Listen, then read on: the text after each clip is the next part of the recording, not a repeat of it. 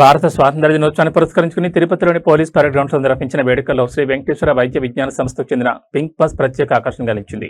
ఈ సందర్భంగా pink bus సిబ్బంది జిల్లా వైద్య ఆరోగ్య శాఖ ఆధ్వర్యంలో పరేడ్లో పాల్గొన్నారు.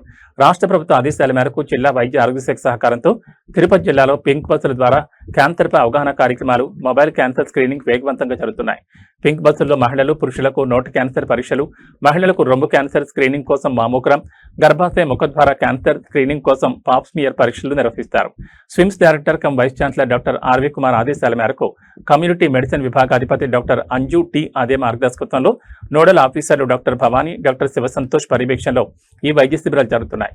ఈ కార్యక్రమంలో పింక్ బస్ మెడికల్ ఆఫీసర్లు డాక్టర్ పద్మావతి, డాక్టర్ హరిత, ప్రజా సంబంధాల అధికారి డి చంద్రమోహన్ తదితరులు పాల్గొన్నారు.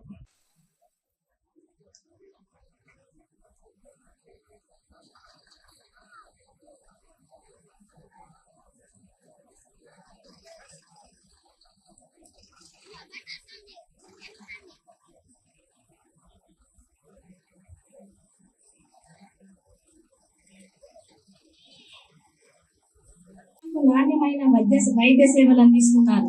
గ్రామీణ ప్రాంతాల్లో ప్రజలకు వైద్య సేవలు అందుబాటులోకి తీసుకురావడంతో పాటు ముఖ్యంగా గర్భిణీలు, బాలలు, వృద్ధులు మరియు దీర్ఘకాలు, గైనకాలజీ, పిల్లల వైద్యం, ఎన్సిడి, చర్మ వ్యాధులు.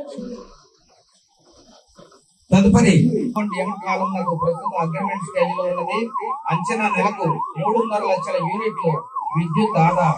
అంచనా వార్షిక విద్యుత్ వ్యయ తగ్గింపు 2.40 మనకి ఈ వాహనాన్ని ముందుకు తీసుకొని వస్తున్నారు.